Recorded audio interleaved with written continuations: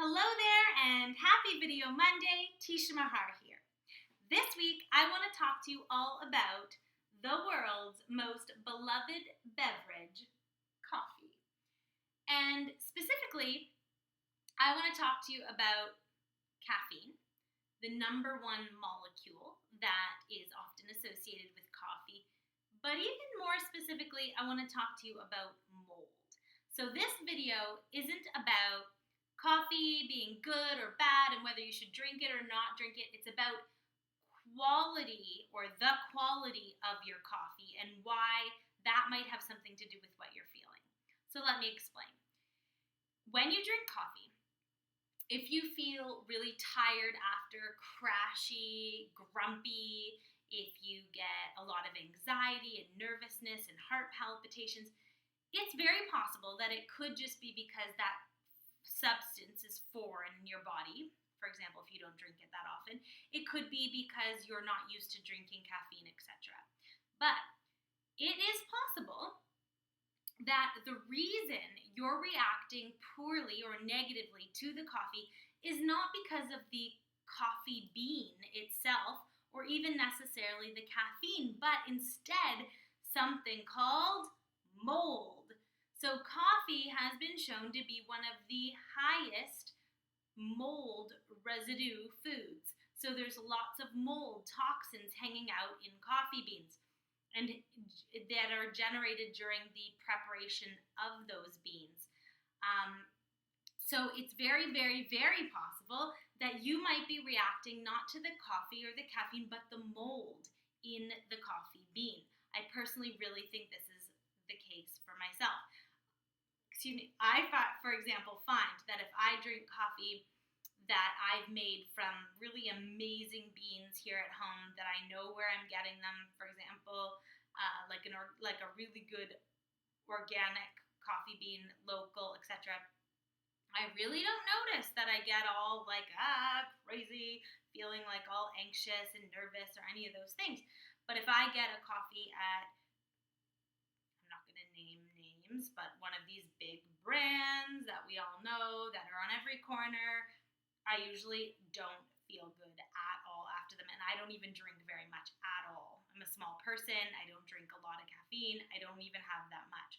So you'll have to see, feel this out for yourself, do some more research, but it might be more about the molds. So if you are a huge coffee fan, source out the best coffee ever, okay? So what you want to look for is organic beans.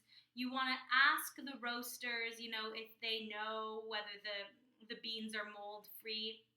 They're probably not going to admit it if they are, but finding organic beans at local places is going to be your best bet. Single origin coffees tend to have less mold or maybe even no mold versus multi-origin. So a coffee from Central America versus one that's from Central America and Africa and blends, right? So you're looking for single origin from one country. Peruvian beans, etc. Mexican beans. So single origin, organic, and ideally, a local kind of indie coffee shop. Those kinds of places tend to carry the cleanest coffee. So keep those things in mind. Long-term coffee use or consumption, when associated with molds, could lead to serious kidney damage, brain damage, heart problems, not things that we want. So if you love your coffee, you love it, go for it. Source out mold-free coffee pronto. If you're somebody who loves coffee and you're like, why can I drink it sometimes and feel okay, and then other days it just is like killing me and it's like constantly frustrating for you, try to find some good mold-free coffee. Let me also mention there's this gentleman named Dave Asprey. And Dave Asprey is the author of the Bulletproof diet, which incorporates drinking clean, organic, mold-free coffee as part of a weight loss program.